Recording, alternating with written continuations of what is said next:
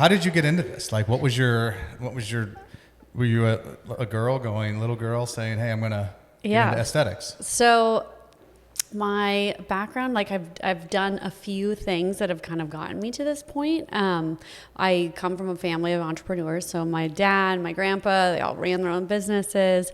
Were you ever part of them? Like, did you ever get to kind of participate a little bit? Actually, yeah. Like when I was in college, I worked for my dad as an intern and, just did errands and things like that. But I always thought it would be really cool to be able to run my own business. I wasn't sure if I could actually do it or not. And honestly, when I originally went in to become a nurse injector, I don't think that was my ultimate goal. But after working in the field, it was just like, okay, I have to do this. What was the vision though initially? Initially, so I went to ASU, so go Devils. Oh, yeah. I'm a Sun Devil. And I thought that I wanted to be a sales rep. So I thought I want to sell something that I'm like super passionate about. I love the beauty industry.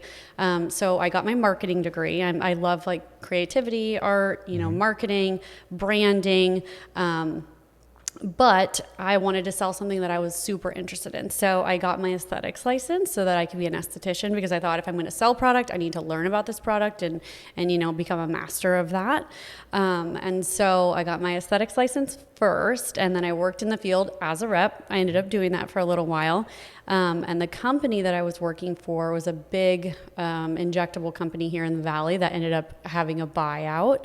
And so when I was a rep, I was seeing, all these plastic surgeons. And at the time, there was very few nurse injectors. But I thought, that's it. That's what I want to do. I need to go into this. I want to sell something, but I want to actually be able to provide the service. So it was a little bit different because I pivoted. And when the company got bought out, I decided I'm going to go back to nursing school. And so I went to nursing school so that I could be a nurse injector. So marketing came first. That's kind of unique. A lot of business owners, they have their passion, if you call it that, or a product or something that they lead with and go, now I got to figure this fucking marketing thing out. Exactly. But you led with that. Right. And the product came after that. Exactly. So I knew that I loved the beauty industry, and I've always been a product junkie. Like, I joke around and say I've been washing my face since 4th grade because I truly have. But it just came naturally. Once I was actually selling the products and I was really excited about it, being in the offices and seeing the impact that you can make, with people and how it can really positively help just their self-esteem and how they feel about themselves. I think there's sometimes a negative connotation when it comes to the aesthetics world and to plastic surgery. And it's my personal belief that good work should be invisible. Like, no one should know that you have anything done. They should just think, I look great. People should think you look great, rather. And I think good work is measurable. It's not detectable. So, you should just think like, damn. I love that. And you don't always see that in Scottsdale play out. You don't. So I'm super passionate about that. And just having that be my brand. All the spots that you thought it would hit, like, are you fully satisfied with it? You get into the industry and then you get into this side of the industry, and are you still going, thank God I chose this. This is really actually has struck a chord. Yeah. And everything has, my mom always jokes around and she's like, my God, like, you were such an expensive child. Like, you went to school so long, like, for so many things. But now she's like, thank God you did what you did, because once I was a rep and I was selling the injectables, I decided, okay, I need to go back to nursing school. So when I was in nursing school, I started poaching just various plastic surgeons in the Valley, and I just asked, can I be an intern for you? I don't care. I will clean your toilets. I literally just want to watch like what you're doing and learn more about this, because this is what I want to do, but I don't have any idea like how to get in. And so I got... Let me guess, you didn't have to wash a toilet. I didn't, but I would have. I know you would have. I would have. I could tell. I was like, I would file. I don't care. I would do anything. So I ended up getting a job with a double board certified facial plastic surgeon here in the Valley, and it was the most incredible opportunity. So before I ever even touched a patient, I shadowed with him in the OR during my downtime. When I was not at school, when I was not studying, I was sitting there watching surgeries or shadowing him to learn everything I could. And it was unpaid, and I know not everybody has that, ability to do that, but I just was like, I'm just going to invest in myself. I'm going to use my savings to pay my rent. And I got super lucky. So then I got a job with him after I was done with school. So not only is it unpaid, but you, for those that don't know, selling injectables can be very lucrative. Yes. Yeah? Yes. So you went from something that probably had you somewhat comfortable in life. Was it you felt like you topped out, or was it just you patterned it after someone you had seen working with a surgeon and saying, sales is good, but this makes a difference in people's life? Yeah. And I think it was honestly... Is it that altruistic, or is it something else? I think it was the ability to have a blend of, because what I do, I don't like to say it's sales, but it is, right? We're all in sales, right? But it was a way to still be able to make an impact and be able to, have my own creative spin on what I do every day and connect with people and just improve people's lives, as like superficial as that may sound, but it all just connected to one another. And have you seen that play out? Yeah, for sure. So if anyone's listening and wants to get into this business, basically all I'm hearing is you have to work 80 hours a week unpaid, drain your savings, and then go try to find a job scrubbing toilets in order for someone to hire you. But you can do it. And then you're in. No, but you can do it. The industry, I feel like I've been so lucky because I almost have grown up like as the industry has evolved. I wondered because back then it wasn't as prevalent as today. It wasn't. And before, injectors used to be primarily dermatologists, plastic surgeons. It was more of a medical, and I shouldn't say medical, it was more of an MD, a DO. Typically it was a doctor that was injecting, maybe sometimes a PA. When I was selling the injectables themselves, there was a few really rock star nurse injectors here in the Valley that I think I saw what they were doing and I thought, oh damn, that's what I want to be doing, and there is an opportunity here, and it might be tough to get there, but I'm willing to do the work to do it. And so now, you see the market is a lot more saturated, and there's not a whole lot of regulation when it comes to medical aesthetics and injectables, which is sometimes frustrating for me, but render horrible results sometimes. It can, but yeah, if anybody wants to do this, it's very doable. I think that the industry has changed a lot, and I got really, really lucky, to be honest. Like my timing, I knew I kind of wanted to do it before it was super trendy to do it. And I put in the work to do so. This episode of Casita Conversations is brought to you by Tropics Collective. Tropics uses only the highest quality Delta-9 and THC ingredients to bring you the very best of what cannabis has to offer. It's Farm Bill compliant, which means it's legal in all 50 states for everyone. Give it a try today, and if you use our promo code, you'll save 15% on your entire first order. Go to tropicscollective.com and use the promo code Casita to get your discount today. Tropics Collective is defining the art of cannabis. The industry obviously changed, but do you feel like the culture changed? I feel like, and I don't know for sure, but I feel like if I think back 10, 15 years, you almost didn't speak about it if you went to get fillers, right? Yes. It was like the word Botox was like, yes, and now it seems fairly mainstream. Like no one is shocked about that conversation anymore. Right. What changed? It's almost more taboo to not get Botox, is how people look at you. Like, what, you haven't had Botox? Yeah. Why? The industry has evolved a lot. I think that, one, it's more approachable for people. So there are more injectors in the Valley. When I started shadowing with the plastic surgeon, I created an Instagram and I started posting things like before I was even injecting. And I think that's another thing that has really contributed to the overall industry, is just Instagram, influencers, celebrities. I remember I had a blog at the time, and I wrote a blog post about Kylie Jenner getting lip filler. And I truly do feel like the Kardashians and other celebrities like that have impacted the whole industry. So I think it's more approachable. I think there's more injectors, and I do think that people just talk about it more. It's really no different than dyeing your hair or getting a spray tan or getting lash extensions right? Do you think the celebrity issue has hurt it at all? Like, because you can look at some of the reality TV and go, girl, you fucked up. Totally. It's sad. As an injector, we have, I think, our first obligation is to do no harm to patients. And I do think that there can be a slippery slope, especially I'm sure when people are dealing with celebrities, because they think there's a bottomless pit for funds. And we have to be always thinking of the patient. And they're a walking business card for us. So, they need to look how you want your brand represented essentially. But yeah, I think filters and, all of those things are super fun. And obviously talking about procedures are great. I think the transparency piece is what we should be doing. I think it's frustrating when people hear J-Lo puts olive oil on her face and then creates an entire line at Sephora and tries to sell it to the masses. So yeah. Is there a lot of that kind of marketing that's just flat out dishonest or fraudulent? Or do you think that people have these good intentions and J-Lo thinks that what she's doing is real, or maybe she doesn't even know what the hell this product is and just sticks her name on it?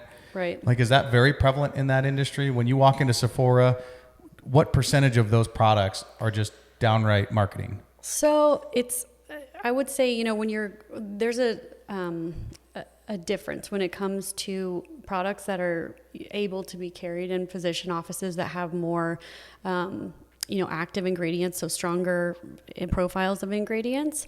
At Sephora and at Nordstrom, I think the products that are there might be okay, but they may not give you the best result, just because if they're able to sell it to the masses without, appropriate consultations and skin assessments, they're probably not that powerful. Is that special to the United States? Like, in other words, I understand what you're saying. If I take an Advil versus going and take an antibiotic, one might work way better for my condition, right? But right. In every other country, you can walk in and go get an antibiotic. Yeah. Right? So is that apply to this industry as well? It's interesting actually, because on the injectable side, the FDA is very, very selective about the injectables, the aesthetic injectables that we're able to use. So here we only have probably, I would say 20 something like HA fillers that are available to us. If you were to go to Europe, they have hundreds and hundreds and hundreds. Alternatively, the skincare in Europe is better regulated, so they don't have, so the topicals, they don't have as many, toxic ingredients that we have here in the United States. So it's a bit flip-flop. Is it follow the money? I think so. Yeah, I think. It always does, right? I think people used to think, well, it's FDA approved. I think that meant more before 2020. For sure. And now everyone's going, hold on a second. If you follow these trails, right. I mean, put your stamp on it and someone's making $1 billion. Right. And that bleeds into this industry as well. Yeah, absolutely. So you made a big change, you drained savings, you got a job, and then you've made another big change to decide to branch out. Yep. What led you to that craziness? Because that's crazy. The only 2-3% of the people in the country do that. Yeah, thank you. That's really nice. So you're one of the crazy ones. I know, I'm psycho. No, I am too. That's okay. Yeah, right. I think that my family having that history of coming from like an entrepreneurial background, and I think working with the surgeon that I did, it was the most amazing opportunity, and I just felt like I got to the point where if I didn't try it, I knew I would regret not going out on my own and trying to do something. And I, as I mentioned, I am super passionate about marketing and branding, and I just had this like epiphany one day where my brand like came to my brain, and I was like, I have to do this. Like this is what I'm going to do. It's almost like an artist. You got to get the song out or the painting out, or yes. else you'll just digest it and it'll tear you up inside. Yes. Yeah. So I'm so glad that I did. Did you burn the boats, or did you dip your foot into the water and say, well, I'm going to do this, but I'm going to try this and see if it works? Or did you just know? I just knew. I just went for it. But what does that take? Tell me about that courage, because I think that right there holds everybody else from doing it. It's not that they don't know enough. It's not that they're not smart enough or have the right tools or the right people around them or even the right capital. Right. They don't have what it takes to go, I'm just going to do it. I'm going to swallow whatever that lump in the throat is. Yeah.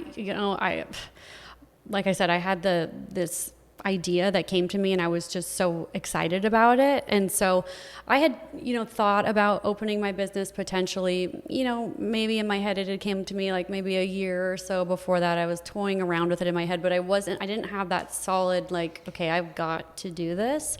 Once I think I had that vision, it was like, okay, we're doing this. There's no going back. We have to try. And I think you just have to bank on yourself. I think I did the same thing when I went to nursing school, and lived off of my savings. I just felt like I have to do this for me.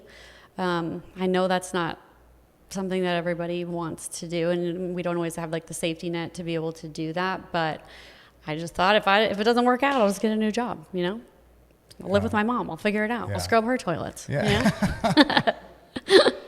But I mean, true courage. I think that courage is the word that people can't connect with or want to connect with or think they can connect with, but they would somehow prefer to chew that down and let that tear themselves up. Yeah. And you knew you had to get that out. Yeah. Better out than in, Better out than in. And so you did. And tell me about that. You take the step off, you tell the surgeon, I'm out, I'm going to start my own deal. Did you interview other people that were in this, had their own private businesses before? Did you have an idea of what all the repercussions of actually going out and doing it on your own were, or did you kind of learn that as you went? So to kind of speak a little bit, to backtrack on how the industry has evolved, initially it would have been unheard of for an RN to go out and just do their own thing.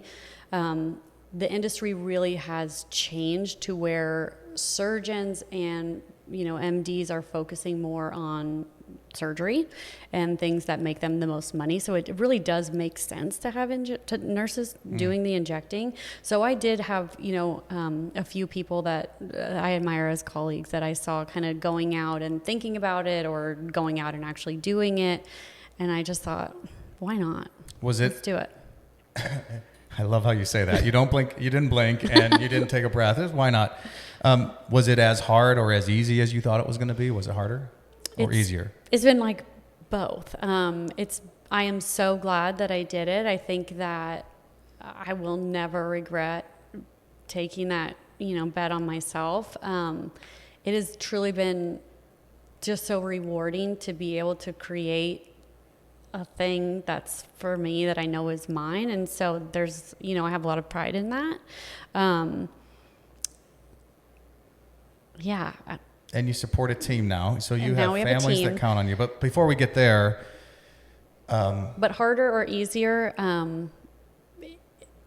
once you do it, like once you make the decision, making the decision is the hardest thing to do. And then once you do that, it just goes. And you don't have to know exactly what you want to do or how you're going to do it.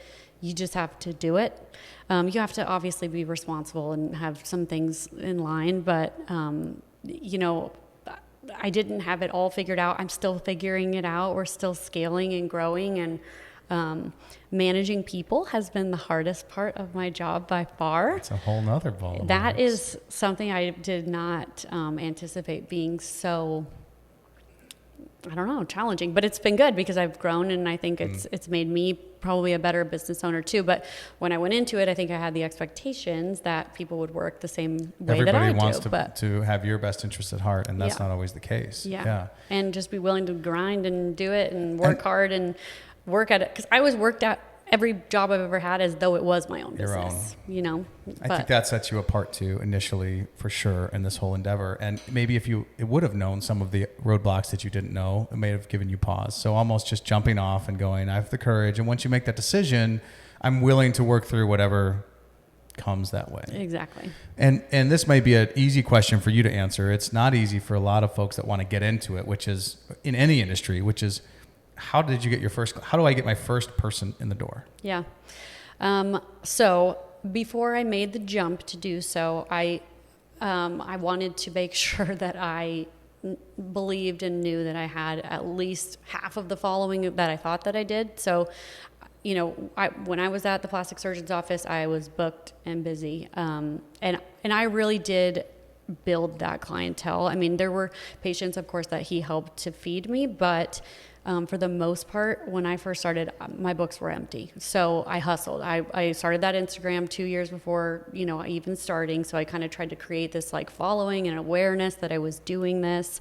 I did grow up here in the Valley. So I think that that's really helped me too, because I just have a lot of relationships. Relationships, and know a lot of friends and family, and referrals are always the biggest way to build your business anyways.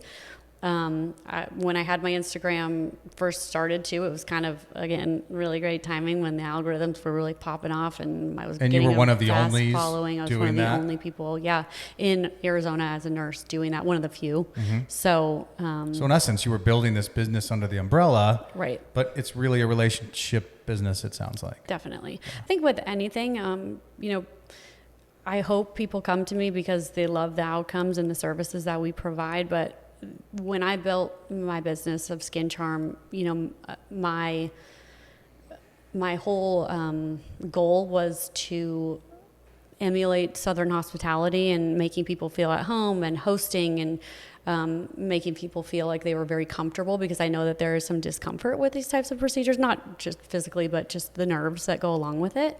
And so being able to do that has just been so rewarding.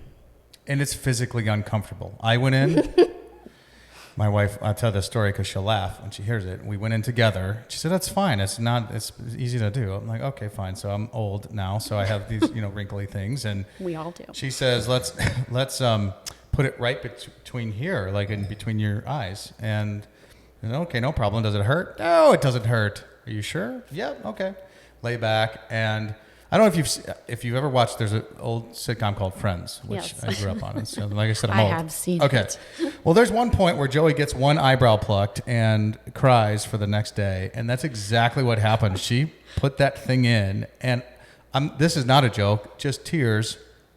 I mean, it wasn't bawling, but tears just started coming down. It hurt me so bad. Now, I guess that sounds bad. It shouldn't hurt that much. I am a baby, and my wife does not feel that kind of pain. But no, for she's all those also had a child. It's very comfortable. It's very to get comfortable. Botox and filler. Well, I think and my we have point lots is, of topical agents that can make you. My feel point very is, you have to go somewhere that will make you comfortable. You do. So that was always my, of course, physically, yes, we offer numbing, ice packs, all kinds of things to make you more comfortable. I wasn't given any of that. But I think people come to you because of not only the service that you provide, but it's how you make them feel. It's kind of where I was going with my long-winded answer to you, but yeah. And the confidence in the result, obviously. Right. Confidence in the result, because you see so much. And you talked about the industry being a walking conflict of interest, as a lot of industries are, where the more I can do for you, the more that you're going to pay me. And in this case, it can be catastrophic. Yep. Yeah. Yep. I want to show you. I got a couple things for you. Show me. We'll put this up for those that are watching, but for those of you not, I'm going to describe it and then tell me what this is to you, right? I mean, this looks like an injectable that has gone horribly wrong, where there's not only puffy lips, which I think all of us have seen, but discoloration. Look at that. What do you think? Oh my. So that's not good. Okay, I was wondering by your first reaction. Viewing at home. This looks as though vascular occlusion has happened, which means that a product was injected incorrectly into a vessel, which can happen to anybody, because you should know the anatomy and you should know ways to avoid these types of things. However, if something like this were to happen in your chair, you would have a reversal agent and you wouldn't let this patient go home and look like that. All right, how about this one? To me, this seems like they didn't use enough filler, maybe. She needs more for sure. I'm not sure what's happening here, but is this a case of conflict of interest where if I could just put in a few cc more, I can charge more, and this is where it ends up? This is not typical. This result would have to be several syringes. When I do a lip, for example, just one at a time. And also your lips and anatomy, it's like a duffel bag. You can only stuff it so far. So you have to be respectful of the anatomy. If a patient's not an appropriate candidate for something, I tell people no all the time. That may make you unique. Yes. Because you're at a place in your business where you can do that. Where if someone's just starting or doesn't have the marketing skills of you, they may not hear no. And then this, Hassan actually printed out about 15 of these, but I picked this one because I think this describes what you were saying, which is you almost shouldn't notice the difference, right? Yes, it just kind of looks normal. Yeah. Yes, they were respectful of the tissue. How do you keep from this? How can somebody keep from that? Like, is there obviously there's reviews, you can go online, you can do those things, but is there things to watch for when you first walk into a place where I could look around and go, you know what? It's not too late to say no to this one. I'm gonna move on down the street. Is there anything I can look for, or anything that? Yeah, I think asking your provider what their credentials are. So in the state, every state is different. But what's the lowest bar that you have to hit to be able to do this? So in Arizona, not drink during the week at noon. No. In Arizona, you have to be at least a medical assistant to inject, which is very rare. That's not that. I think that was something that maybe happened back in the day with plastic surgeons. If they had an MA, they could technically inject. You don't see that a lot. Typically, you see RNs, NPs, PAs, physicians injecting. So, but there could be MAs out there doing it today, technically. Technically, yes. Okay. And it doesn't mean that they're not experienced, Totally. right? Totally. But I would also ask what training that they have, how often that they do continuing education.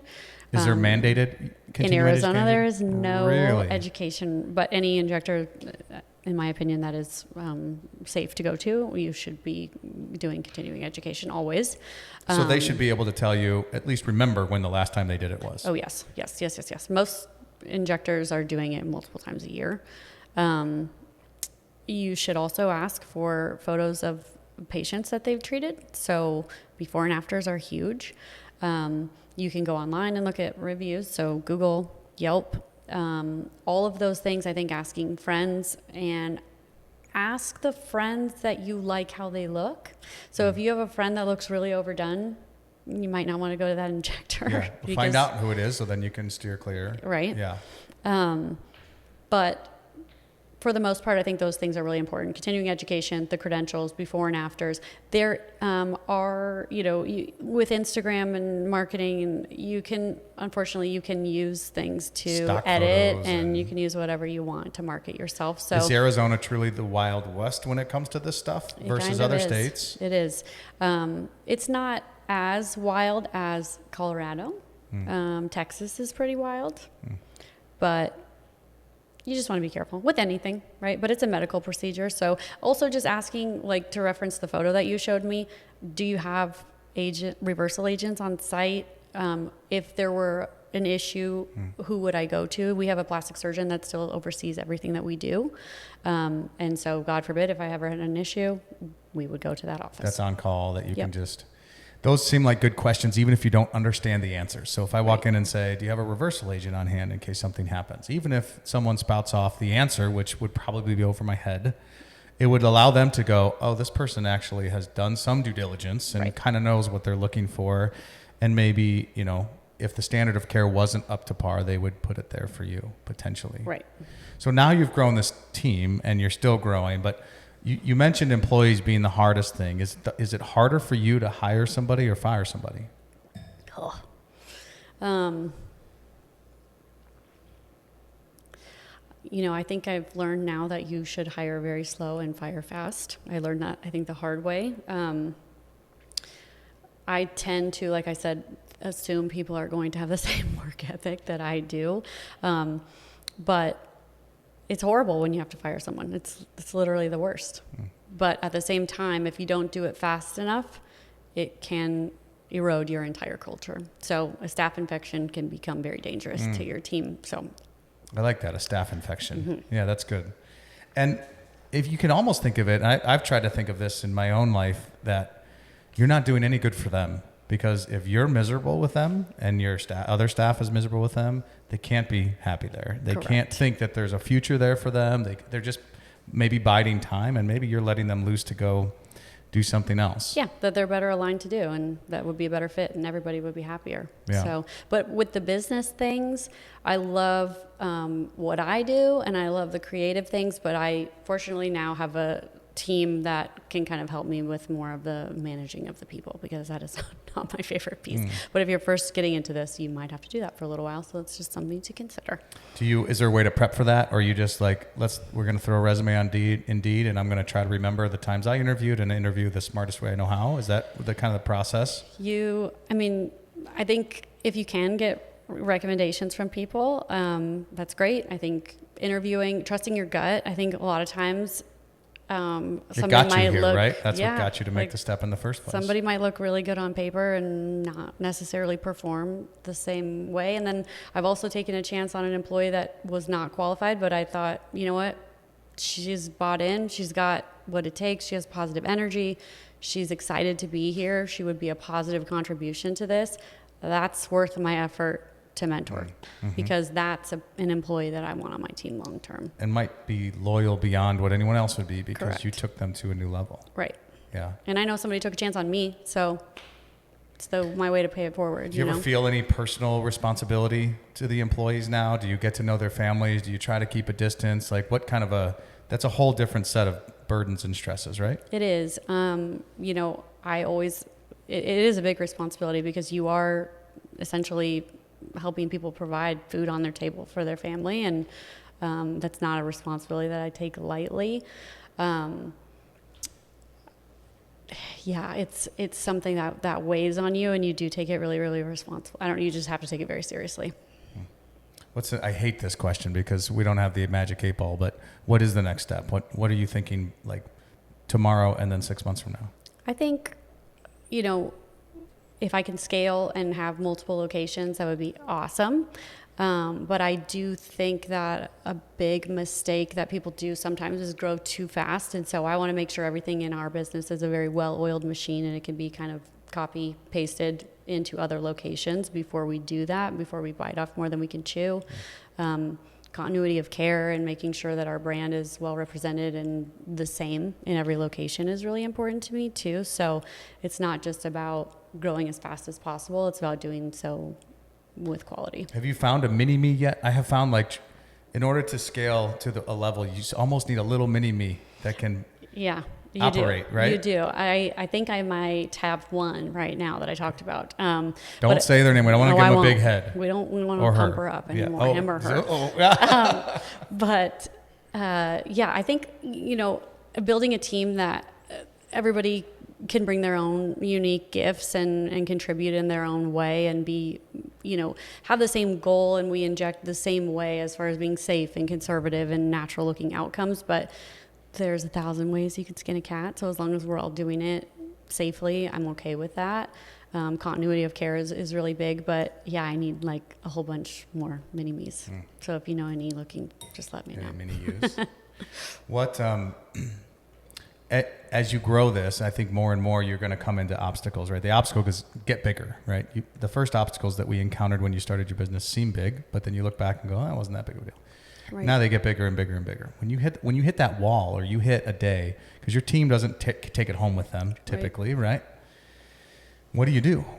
You take it home and then do what? How do you get that out? How do you push through it? Are you a nose to the grindstone and let's say I'm just going to go 10 times harder tomorrow, or is it I got to step back and get introspective and figure out a plan a little more calmly? What's your strategy? I tend to do both, to be honest with you. I'm not afraid to just put my nose down and grind if I have to. If there's slack and, I lose an employee or somebody gets, I've had employees recruited, like you just don't know what's going to happen. So I am always the first to say, like, I'm not ever going to stop working. Like if there's a piece of trash on the floor, I'm going to pick it up. If there's smudges on the mirrors, you got to clean it. But I think with what I do, there's so many people and so much energy that you put out every single day anyways, and that's not in addition to your team and managing a team and contributing to their growth individually and how that looks. So I am trying to be better with being mindful and, slowing down when I can and being introspective and those things too. Do you feel like you always have to be up? I mean, your business is a relationship business. When someone walks through the door, you have to be smiling, right? It is. Yep. It's, we don't really have the option to, I joke and say it's like a circus act, but it's not, because it's real and I'm really giving, who I am to each person. But if you have a bad day, like you can't go into a room and just be like, hey, you have to bring it because they're there to see you. So that affects their treatment and their experience with you. So in that ways, that can be draining, and that's where I have to do things for myself, like work out and self-care and, to take care of me so that I can... That's how you fill up. Do you have a regime of workout? You said self-care. Yeah, like working out, and honestly, it sounds funny, but just not talking when I get home. Like sometimes I don't want to talk anymore because I've talked so much that just being in silence is really nice. Cats are good for that. They just come around. They don't care if you say anything to them. Yep. Actually, I'm a cat person. My dog's pretty good at it too. He doesn't really care. He's just always happy to see me. But I think like working out, spa days myself, I like doing that so that I can also not only reap the rewards of having the service done and have that, but also just kind of continuing to learn about the industry and things that are special touches that make services better, and what can we do to continue to stand out for our patients is important. Anything keep you up at night anymore? I mean, of course, like it's the employee stuff, right? Like it's me and paying bills, and those things are scary, and managing people, and if there's issues, those things are stressful. But it's good. It's worth it. It's worth it. Yeah. Awesome. Well, I haven't heard anything here if this was Shark Tank, you'd have a deal. You would? I would. I think you're going to be, and already are, very successful. Thanks for coming. So where can they find you? Where can they book appointments? How do they get to you? Yeah, so if you guys want to come and see us, I'm the owner of Skin Charm, which is located in Old Town, Scottsdale. If you are familiar with where the Coach House is at, we are right across the street from there. You can get Best a cocktail. Christmas bar in town. So Goldwater and Indian School. You can find us on Instagram. You can find us on, we're trying to do more TikToks, so there too. But Okay. Instagram, our page is skin.charm. And then my personal page is Nurse Annabelle. So we try to promote lots of different before and after photos, like we talked about, products, promos, all kinds of good stuff. Awesome. We'll get the word out. Yeah, thank you, Annabelle. Thank you so much for having me. All right. Acrylic Financial Incorporated is a registered investment advisor, and the opinions expressed by those on this show are their own and do not reflect the opinions of Acrylic Financial. All statements and opinions expressed are based upon information considered reliable, although it should not be relied upon as such. Any statements or opinions are subject to change without notice. Information presented is for educational purposes only and does not intend to make an offer or solicitation for the sale or purchase of any specific securities, investments, or investment strategies. Investments involve risk and, unless otherwise stated, are not guaranteed. Information expressed does not take into account your specific situation or objectives and is not intended as recommendations appropriate for any individual. Listeners are encouraged to seek advice from a qualified tax, legal, or investment advisor to determine whether any information presented may be suitable for their specific situation. Past performance is not indicative of future performance, and some guests may have been paid a fee to be interviewed for this show.